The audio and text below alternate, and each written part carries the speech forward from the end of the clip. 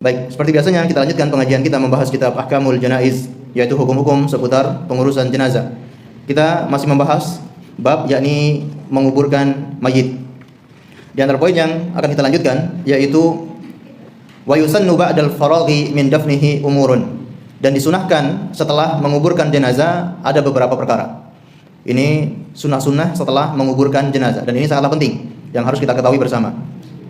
Apa saja sunnah-sunnah tersebut? Kata beliau, al-awwal ayyurfa'al qabru anil ardi qalilan nahwu shibrin, yaitu meninggikan kuburan dari tanah sedikit, yaitu kurang lebih 1 jengkal. Disunahkan menguburkan atau meninggikan tanah kuburan itu sekitar 1 jengkal. Wala yusawwa bil ardi, dan tidak boleh atau tidak dianjurkan kuburan itu rata dengan tanah.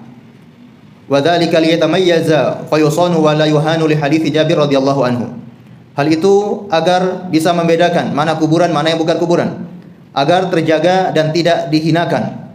Kalau tidak kelihatan kuburan, bisa jadi diinjak-injak oleh orang lain ketika melewati pemakaman ataupun diduduki, dan hal yang selainnya itu malah menghinakan kuburan tersebut. Padahal kita tahu ada larangan tersendiri menginjak ataupun menduduki kuburan tersebut. Li hadis Jabir radhiyallahu anhu, sebagaimana hadis Jabir bin Abdullah radhiyallahu anhu, anna Nabiy sallallahu alaihi wasallam ulhida lahu lahdun wa nasaba alaihi libna nasban wa rufi'a qabrahu minal ardi nahwan min shibrin. Bahwasanya Nabi sallallahu alaihi wasallam kuburannya menggunakan liang lahat, kemudian ditutupi dengan batu bata ataupun penutup dari tanah. Kemudian kuburannya ditinggikan dari bumi sekitar 1 jengkal. Ya, ini dalil bahwa dianjurkan untuk meninggikan kuburan. Kemudian di sini beliau menekankan wa yu'ayyiduhu ma sayati minan nahi an ziyadati ala turab al kharij minal qabri. Dan untuk menekankan lagi apa yang akan kita bahas setelahnya, yaitu larangan menambahkan tanah di luar tanah galian kuburan tersebut. Jadi tidak boleh mendatangkan tanah baru selain tanah bekas galian kuburan tersebut. Fa inna minal ma'lumi annahu yabqa ba'da dafni alal qabri at-turab. Karena sudah diketahui bersama bahwasanya tanah itu masih tetap tersedia, masih tetap mencukupi ketika penggalian kuburan tersebut yang dikeluarkan dari galian kuburan. Alladzi syaghalahu jismul mayit, dan tanah ini pasti akan cukup karena sudah diisi dengan mayit. Ketika jenazah diisi, otomatis bekas tanah yang digali tadi atau liang lahatnya itu tanahnya diisi dengan mayit, maka tanahnya cukup, tidak perlu menambah tanah di luar galian. Wa dzalika yusawil qadral madhkur fil hadisi taqriban. Dan itulah sesuai dengan hadis yang kita sebutkan tadi, yaitu bahwasanya cukup untuk meninggikan kuburan. Kalau ditambahkan tanah, otomatis apa? Gundukannya semakin tinggi, semakin banyak. Oleh karenanya Imam Asy-Syafi'i rahimahullahu taala juga beliau menekankan dalam kitabnya Al-Um, wa qala Syafi'i fil di dalam kitabnya Al-Um, yaitu wa uhibbu alla yuzadu fil qabri turabun min ghairihi, dan aku sangat menyukai tidak menambah dari kuburan itu tanah selainnya. Li'annahu idza zida irtafa'a jiddan, karena apabila ditambah dari tanah yang lain maka akan sangat tinggi kuburan tersebut. Wa inna ma uhibbu ay yuskhasa ala wajhil ardi shibran aw nahwihi. Namun yang saya sukai dari kuburan adalah ditinggikan dari tanah itu sekitar 1 jengkal saja. Ini menunjukkan bahwa dianjurkan meninggikan kuburan, namun tidak boleh terlalu tinggi. Imam Asy-Syafi'i beliau suka kalau tingginya itu tidak terlalu tinggi, yaitu hanya 1 jengkal saja. Apalagi kalau beliau melihat kondisi kaum muslimin zaman sekarang, yang mungkin kebanyakan mereka mengikuti atau menganggap mereka mengikuti Imam Asy-Syafi'i, namun dalam pemakaman atau dalam memakamkan mayit jauh dari tuntunan Imam Asy-Syafi'i rahimahullahu taala. Bukan hanya tanah yang ditinggikan, tapi malah dibangun tembok di atasnya, dibangun rumah di atasnya, dihiasi dengan hiasan-hiasan seperti kamar pengantin. Ini sangat jauh dari tuntunan Imam Asy-Syafi'i. Padahal kalau ditanya mazhabnya siapa, imamnya siapa yang diikuti, wah, sangat tepat mengatakan kami pengikut Imam Asy-Syafi'i, tapi tidak menjalankan apa yang dianjurkan oleh Imam Syafi'i dalam pemakaman dan yang lainnya. Baik. Wa naqala Imam An-Nawawi fi al-Majmu', dan juga dinukilkan oleh Imam An-Nawawi dalam kitabnya Al-Majmu'. Ini poin yang atau sunnah yang pertama, yaitu meninggikan kuburan sekitar 1 jengkal. Sunnah yang kedua, tsani ayyuj'ala musannaman, menjadikan kuburan itu gundukan. Kuburan itu dianjurkan untuk modelnya gundukan ataupun bukit, ya, model-model bukit. Jadi tidak rata atau tidak segi empat, namun kuburan itu sebaiknya gundukan. Li hadis Sufyan At-Tammar, qala ra'aitu qabran Nabi sallallahu alaihi wasallam wa qabru Abi Bakr wa Umar musannaman. Aku pernah melihat kuburannya Nabi sallallahu alaihi wasallam dan juga kuburannya Abu Bakar As-Siddiq dan juga kuburannya Umar bin Khattab. Semua kuburan mereka itu musannaman, yaitu berbentuk gundukan, tidak rata atau tidak segi empat. Baik. Atau hadis yang lain dari Al-Qasim berkata, "Dakhaltu ala Aisyah faqultu ya ummah." Aku masuk, yaitu minta izin menemui ibunda Aisyah radhiyallahu taala anha. Kemudian aku berkata, "Ya ummah, wahai ibunda, iktasafili an qabri Nabi sallallahu alaihi wasallam wa sahibaihi radhiyallahu anhuma." Bukakan atau perlihatkan untuk saya kuburannya Rasulullah dan juga kuburan kedua sahabatnya. Fakashafat li an thalathati kuburi la musyrifatin wala lati'atin mabtuhatun babtuhai al-ardi al-hamra. Maka beliau pun membukakan atau memperlihatkan kuburan tiga orang tersebut, Rasulullah, Abu Bakar dan juga Umar. Maka kata perawi ini, aku melihat kuburannya itu tidak terlalu tinggi dan tidak datar. Yang tidak terlalu gundukannya tidak terlalu tinggi dan juga tidak datar. Tapi gundukan, namun gundukannya satu jengkal dari tanah. Yaitu ditabur di atasnya kerikil kecil. Dan ini dianjurkan kalau mau naburi kuburan, naburi pakai kerikil, jangan tabur dengan bunga, dengan kembang. Ini malah keliru. Ya. Nabur kuburan pakai bunga, bukan. Naburi kuburan itu pakai kerikil. Ya. Apalagi sampai berkeyakinan, sampai bunganya itu kering atau bunganya kalau masih basah bisa diringankan siksanya. Ini malah keliru lagi. Karena sebagian orang beranggapan kalau bunganya ini masih basah, masih meringankan siksaan di kuburan orang ini. Mereka beranalogi dengan Rasulullah meletakkan pelepah kurma yang masih basah di atas kuburan seseorang yang sedang diazab oleh Allah Subhanahu wa taala. Kata Rasulullah, selagi pelepah kurma ini masih basah, maka akan diringankan atau tidak disiksa oleh Allah Subhanahu wa taala. Ini sangat keliru, kias yang farik, ya, kias yang sangat berbeda, tidak nyambung. Kenapa? Karena Rasulullah tahu orang ini disiksa atau tidak, beliau tahu. Beliau diberitahu oleh Allah Subhanahu wa taala melalui malaikat Jibril apakah orang ini disiksa atau tidak. Nah, kita yang meletakkan bunga, kita tahu atau tidak orang ini sedang disiksa atau tidak? Nah, kita enggak ada yang tahu. Maka tidak bisa dikiaskan dengan hal tersebut. Baik. Maka kuburan kalau mau taburi kerikil. Itulah kuburan Rasulullah sallallahu alaihi wasallam. Sunnah berikutnya yaitu ats-tsalits ay yu'allamahu bihajarin aw nahwihi liyudfan ilaihi man yamutu min ahlihi. Yaitu memberikan tanda dengan sebuah batu dan yang lainnya agar bisa karib kerabatnya dikuburkan dekat kuburan tersebut. Memberikan tanda. Kalau zaman kita sekarang batu nisan, ya. Kalau di Arab Saudi menggunakan batu biasa, ya. Kalau di sini mungkin batu nisan. Ini boleh kalau kita meletakkan batu nisan di arah kepala ataupun arah kaki sebagai tanda. Tanda kalau ini kuburan, atau batunya mungkin batu yang bisa dikenali oleh orang tersebut atau kerabat tersebut, sehingga kalau ada kerabat yang lain yang meninggal bisa dikuburkan di dekat kerabat mereka tersebut. Lalu bagaimana dengan memberikan nama? Biasanya batu nisan dikasih tulis nama, tanggal lahir, tanggal meninggal ataupun yang lainnya. Tentu ini ada larangan kalau memberikan nama pada batu nisan. Disebutkan dalam Al-Mawsu' Al-Fiqhiyah, ensiklopedia fikih Islam, tentang bagaimana hukumnya menulis nama di batu nisan. Ikhtalafa ahlul ilm fi hukmi al-kitabati 'alal qabri. Para ulama berbeda pendapat tentang hukum menulis di atas kuburan. Ala qaulaini, ini ada dua pendapat. Al-qaulul awal, pendapat yang pertama, yukrahu ayyuktaba 'alal qabri. Dimakruhkan, hukumnya makruh menulis di atas kuburan atau menulis di batu nisan. Wa huwa madhhabul jumhur, al-Malikiyah wa Syafi'iyah wal Hanabilah. Ini merupakan mazhab jumhur dari Malikiyah, Syafi'iyah dan juga Hanabilah. Dan juga perkataan dari Abu Yusuf, yaitu muridnya Abu Hanifah, wa Muhammad ibn Hasan minal Hanafiyah, dari mazhab Hanafiyah. Jadi ini pendapat jumhur ulama yang mengatakan itu adalah makruh. Dalilnya apa? Karena ada hadis yang melarang hal tersebut dari Jabir bin Abdullah radhiyallahu anhu qala, naha Rasulullah sallallahu alaihi wasallam ay yukhassisal qabru wa ay yuq'ada alaihi wa ay yubna alaihi. Rasulullah sallallahu alaihi wasallam melarang untuk menulis di atas kuburan, kemudian untuk duduk di atas kuburan dan juga untuk membangun kuburan. Dalam riwayat yang lain wa ay yuktaba alaihi, atau menulis di atasnya. Ini dalil yang sangat tegas, ya, menunjukkan Rasulullah melarang hal tersebut. Namun para ulama ini menganggap larangan ini larangan yang bersifat tidak terlalu tegas, artinya makruh, sehingga mereka menganggap ini makruh. Ya, ini pendapat jumhur al-ulama sebagaimana disebutkan oleh Imam An-Nawawi, yukrahu ay yukhassisal qabru wa yuktaba alaihi ismun sahibihi.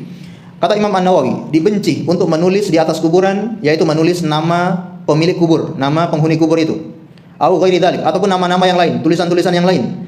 Wa yubna alai, dan juga dibenci untuk membangun kuburan itu. Wa hadza la khilafa fi indana, dan itu tidak ada khilaf di dalam mazhab kami. Siapa mazhabnya? Asy-Syafi'i.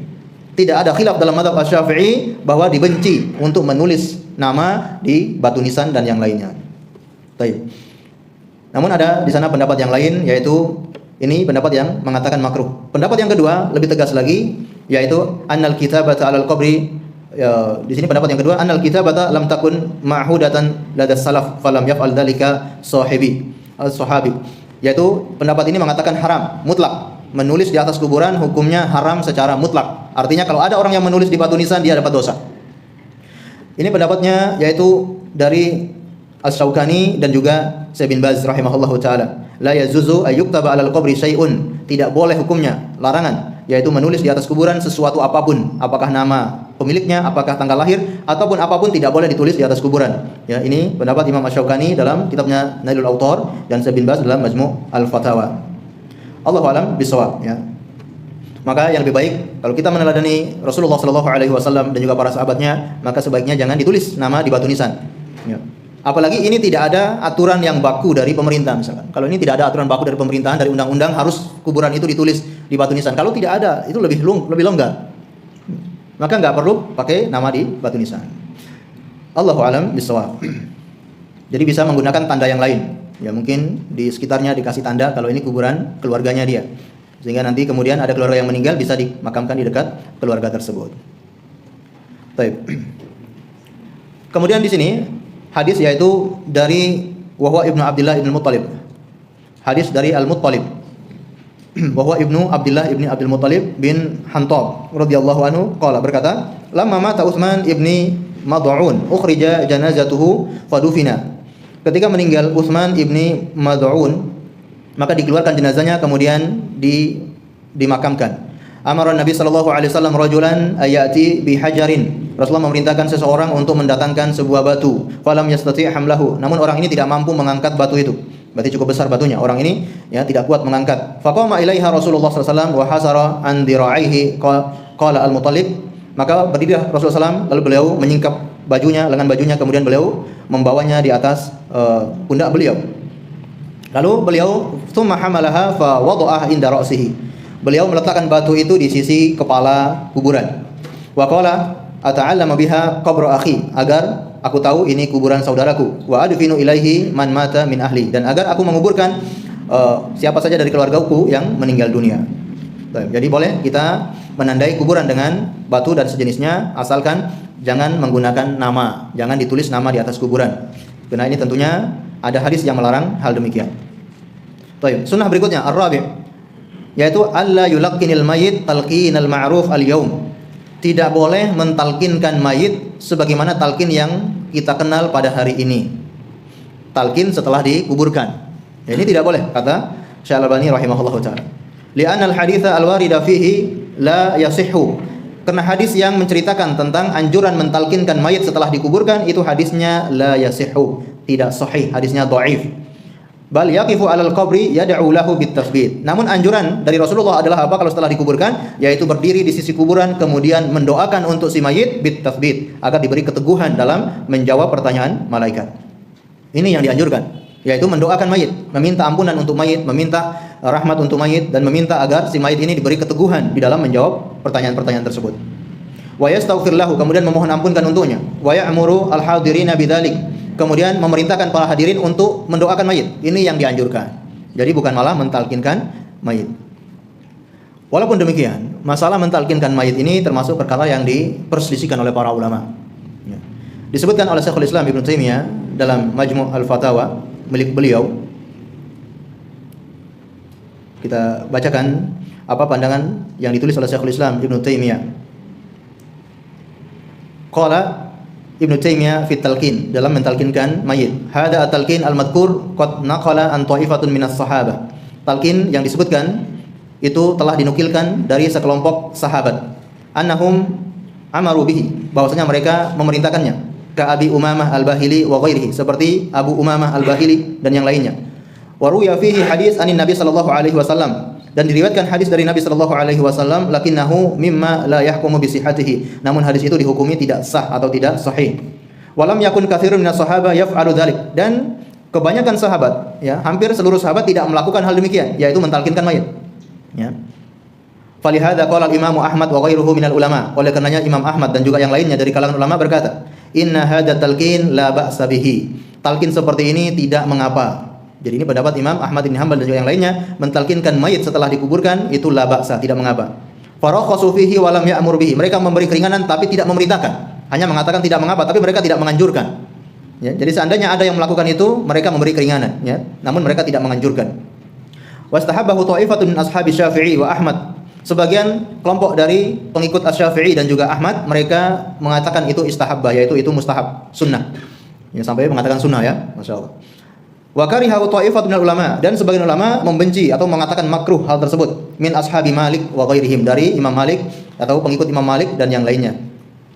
Alladzi fi sunan, yang terdapat dalam kitab-kitab sunnah ani Nabi sallallahu alaihi wasallam annahu kana yaqumu ala qabri rajuli min ashabihi idza dufina. Karena mereka berdalil bahwasanya Nabi sallallahu alaihi wasallam apabila selesai menguburkan mayit, maka beliau berdiri di sisi atau di samping kuburan, lalu beliau berkata, salu ala at-tasbit, salu lahu tasbit fa innahu al-an yus'alu. Mintalah ampunan atau mintalah tasbit, penguatan, pengokohan untuk saudara kalian ini, karena sekarang dia sedang ditanya oleh malaikat.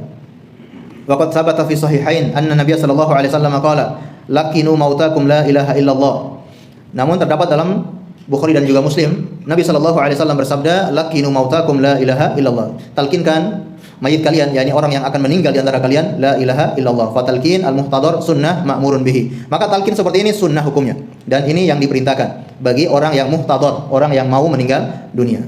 Tapi kalau orang yang sudah meninggal dunia, maka tidak ada hadis satupun yang menganjurkan untuk mentalkinkannya. Baik. Kira-kira mau pilih yang mana? Ditanyakan kepada Syekh bin Baz rahimahullahu taala.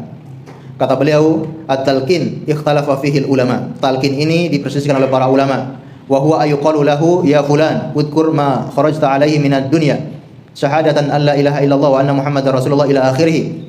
Qad jaa fihi ba'dul ahadits lakinnahu ghairu sahihatun. Ya, ada sebuah hadis yang mengatakan wahai fulan, kalau engkau ditanya tentang siapa Rabbmu, jawablah la ilaha illallah. Siapa nabimu? Jawablah Muhammad Rasulullah. Sampai akhirnya kata beliau hadis ini ghairu sahih. Hadis ini tidak sahih.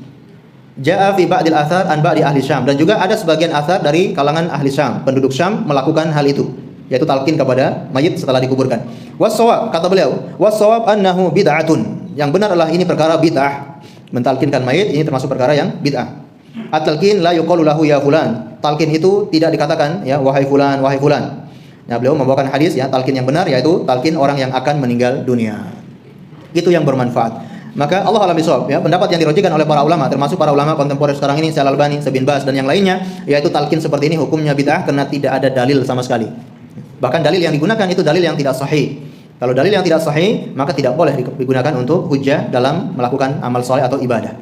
Allahu a'lam bishawab. Maka sebaiknya sebagaimana anjuran dari Syekh Al-Albani ini, tinggalkan, ya. Tidak boleh kita talqinkan mayit setelah menguburkan. Namun yang lebih sesuai sunnah adalah apa? Mendoakan. Ya, mendoakan mayit, meminta untuk dikokohkan hatinya dalam menjawab pertanyaan tersebut. Baik. Allahu a'lam bishawab.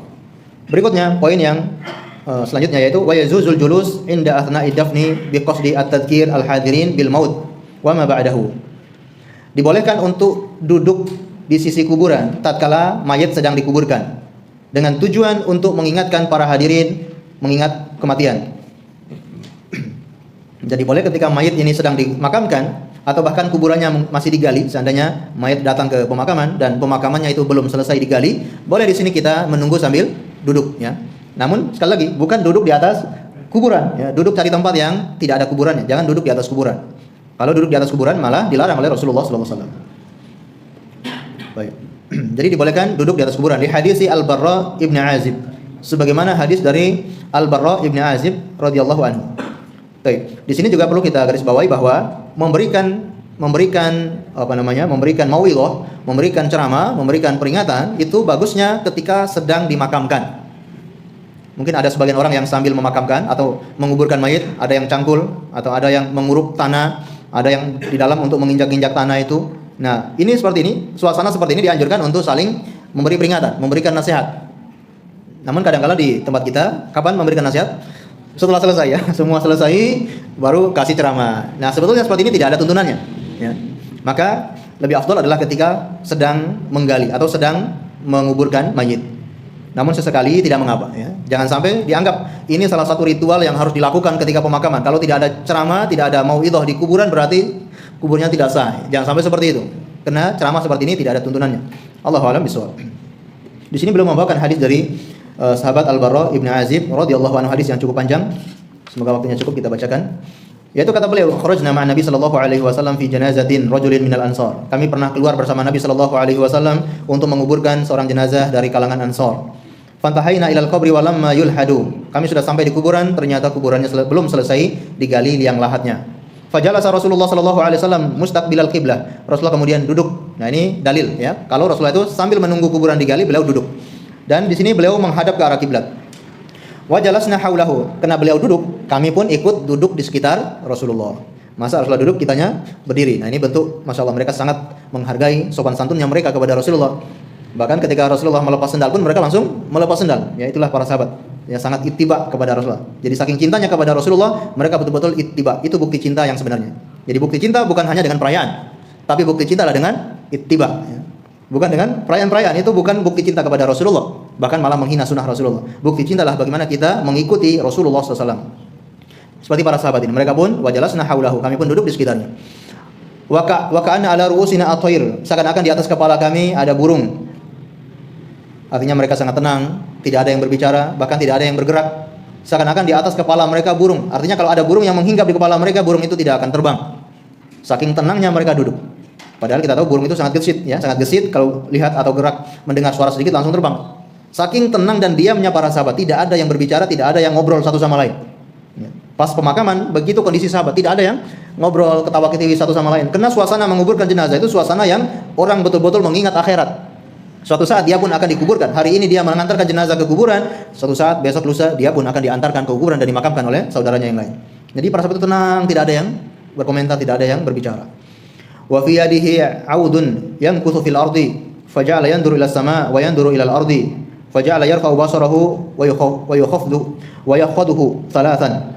Di tangan beliau ada sebuah tongkat, ada sebuah ranting kering. Kemudian beliau menggunakan tongkat ini untuk menancap-nancapkan di tanah. Lalu beliau ya sesekali beliau mengangkat ke langit, melihat ke langit, kemudian melihat ke bumi. Beliau mengangkat kepalanya ke langit lalu melihat ke bumi. Begitu 3 kali. Lalu beliau berkata, "Ista'idzu billah min adzabil qabri marrataini aw thalathan." Wahai sahabatku, ingatlah atau ista'idzu, mohonlah perlindungan kepada Allah dari siksa kubur. Beliau ulangi lagi, "Ista'idzu billahi min adzabil qabri." Mintalah perlindungan kepada Allah dari azab kubur sampai 2 atau 3 kali. Tsumma qala, "Allahumma inni a'udzubika min adzabil qabri." Beliau mengatakan, "Ya Allah, sesungguhnya aku memohon perlindungan kepadamu dari siksa kubur." 3 kali Rasulullah memohon perlindungan. Tsumma qala, lalu beliau kemudian berkata, "Innal 'abdal mu'min idza kana fi inqita'i minad dunya." Seorang hamba yang beriman apabila terputus dari dunia, artinya meninggal dunia, wa iqbalin minal akhirah, dan mulai berjalan menuju akhirat. Ilaihi malaikatun minas sama'i baidul wujuh, maka datanglah malaikat dari langit yang wajahnya berseri-seri. Ini beliau akan menceritakan perjalanan ruh orang yang akan meninggal dunia. Ya. Ruh orang beriman dan juga ruh orang kafir. Pertama ini beliau kisahkan ruh orang yang beriman. Maka malaikat yang datang kepadanya adalah malaikat yang wajahnya berseri-seri. Ka'anna wujuhahum asy-syams, bagaikan wajah mereka matahari. Ma'ahum kafanun min akfanil jannah wa hanutun min hanutil jannah. Mereka membawa kain kafan dari surga yang sangat halus lembut dan juga membawa minyak wangi dari minyak wangi surga. Hatta yajlisu minhu maddatal basar. Sampai malaikat ini duduk ya sejauh mata memandang. Summa yaji'a malakul maut alaihi salam. Maka datanglah malaikat maut. Hatta yajlisa 'inda ra'sihi fayaqul. Sampai malaikat maut ini duduk di sekitar kepala si orang yang akan meninggal dunia. Lalu berkata, "Ayyatuhan nafsut thayyibah," wa fi riwayatin mutmainnah. Ya ayyatuhan nafsul mutmainnah, wahai jiwa yang baik, wahai jiwa yang tenang, ukhruji ila maghfiratin minallahi wa ridwan.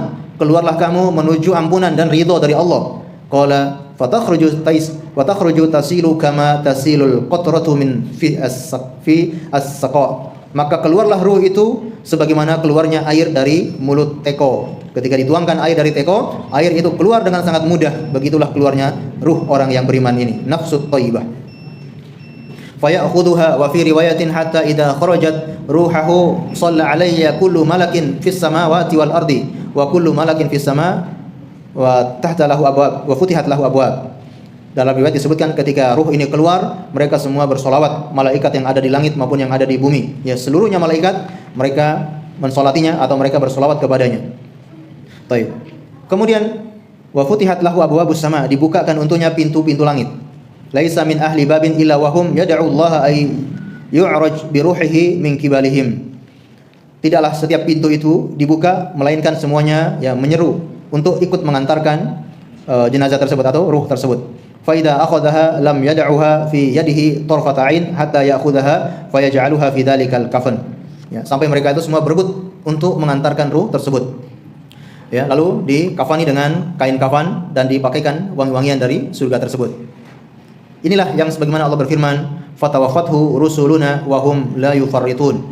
Dan orang ini akan dicabut nyawanya oleh utusan kami yaitu malaikat, wa hum la yufarritun, dan mereka tidak tidak menyia-nyiakannya ya. Wa yakhruju minha ka'atbi nafhati miskin wujidat ala wajhil ardi. Maka ruh ini keluar memiliki wangi yang sangat wangi, lebih wangi daripada minyak wangi yang ada di dunia ini. Qala fayas'aduna biha fala yamurru ya'ni biha ila mala'in minal malaikati illa qalu ma hadzal ruh at-thayyib. Tidaklah ketika ruh ini diangkat ke atas melewati satu dari malaikat ataupun para malaikat, semuanya akan bertanya-tanya, siapa ruh ini? Milik siapa ruh ini? Milik siapa ruh yang sangat baik ini? Fayaqulun fulan ibni fulan bi ahsani asma'ihi. Maka dikatakan ini ruhnya fulan bin fulan, disebutkan namanya yang terbaik. Ketika disebutkan namanya ternyata mereka semua kenal dengan nama tersebut. Masya Allah. Jadi orang ini fulan ini bukan orang yang asing di telinganya malaikat. Ketika disebutkan nama fulan bin fulan, mereka semua langsung mengenal nama ruh tersebut. Karena para malaikat sebelumnya di dunia atau orang ini masih hidup, mereka sudah mengenal nama itu di langit sana. Sebagaimana kita sering sebutkan bahwasanya keutamaan orang yang hadir di dalam majelis ilmu akan disebutkan namanya oleh Allah di hadapan siapa? Malaikat. Fadzakarahumullahu fi man 'inda. Allah akan sebutkan nama siapa saja yang hadir di dalam majelis ilmu, nama-namanya disebutkan di hadapan malaikat. Jadi namanya sudah tidak asing di penduduk langit, sudah terkenal namanya. Walaupun di dunia dia tidak terkenal. Baik, disebutkan namanya dengan nama yang paling bagus ya, yang dinamakan di dunia. Hatta yantahu biha ila sama'id dunya, sampai selesai di langit yang dunia. Fa yastaftahu lahu fa yuftah lahum wa yusayyi'uhu min kulli sama'in yuqarribuha ila sama'il lati taliha. Langit pertama dibuka, dimintakan untuk dibuka, maka dibukalah langit yang pertama. Kemudian semuanya ikut mengantarkan ruh ini ke langit berikutnya. Begitu sampai ke langit kedua, seluruh malaikat yang ada di langit kedua ikut mengantarkan sampai langit yang ketiga. Sampai seterusnya dia sampai ke langit yang ketujuh. Hatta yantahi bihi ila sama'is sabi'ah, sampai ke langit yang ketujuh. Fa yaqulullahu azza wajal, ini yang terdapat dalam firman Allah Subhanahu wa taala, "Wa ma adraka ma illiyun, kitabum marqum yashhaduhul muqarrabun." Tahukah kamu apa itu illiyun? Kitabum marqum, yaitu catatan calon-calon penghuni surga, buku catatan calon-calon penghuni surga. Yashhaduhul muqarrabun, yang akan disaksikan oleh muqarrabun, para malaikat semuanya menyaksikan calon penghuni surga tersebut. Allah a'lam bishawab. Ini akan kita lanjutkan sedikit lagi nanti setelah kita mendengarkan azan.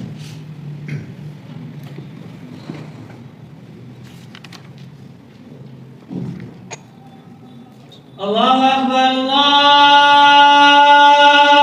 Akbar, Allahu Akbar. Asyhadu an la ilaha illallah.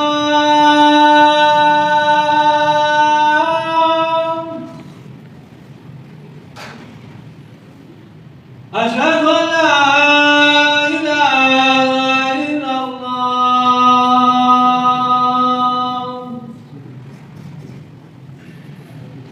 Asyhadu anna Muhammadan Rasulullah.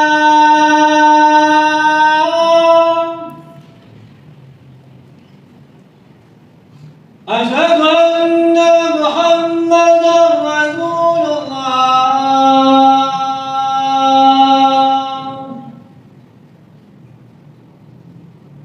Hayya 'alas shalah.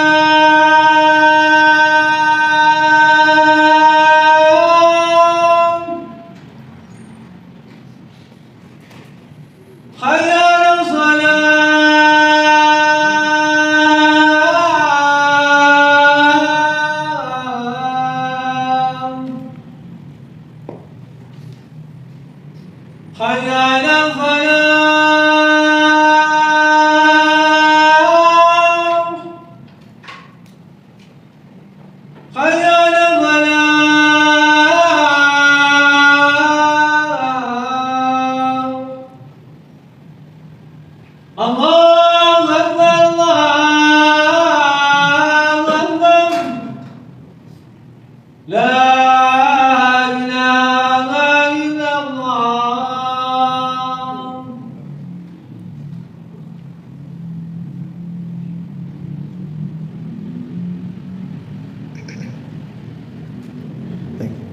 Ma'asyiral muslimin wal muslimat, a'azzani Allah wa iyyakum. Jadi begitu sampai ke langit yang ketujuh, Allah Subhanahu wa taala mengatakan, "Uktubu kitab 'abdi fi 'illiyin." Catatlah nama hambaku ini di catatan calon-calon penghuni surga. Kemudian ruhnya ini dikembalikan lagi ke bumi. Darinya lah saya menciptakannya, kepadanya saya kembalikan, dan darinya saya akan bangkitkan mereka. Lalu datanglah dua malaikat yang akan menanyakan tentang ruh orang soleh ini. Maka ditanyakan, man rabbuka wa madinuka wa man nabiyuka. Semua itu dijawab dengan jawaban yang benar. Ini yang Allah sebutkan dalam Al-Qur'an, wa yuthabbitullahu alladziina aamanu bil qawli tsabit fil hayatid dunya. Yaitu Allah Subhanahu wa taala akan memberikan keteguhan bagi orang-orang yang beriman dalam ucapannya, dengan ucapan yang sabit, ucapan yang paten, yang tetap, fil hayatid dunya, yaitu di kehidupan dunia.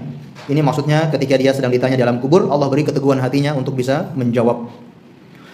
Dan tentunya di sana ada beberapa amalan yang bisa kita lakukan untuk bisa mendapatkan keutamaan, mendapatkan pertolongan Allah di alam kubur ketika ditanya oleh malaikat, yakni dengan selalu membaca surat apa? Surat Al-Mulk. Ya, kalau bisa setiap malam alhamdulillah. Ya. Namun usahakan sering kita membaca surat Al-Mulk, karena surat ini surat yang akan menyelamatkan dari fitnah kubur.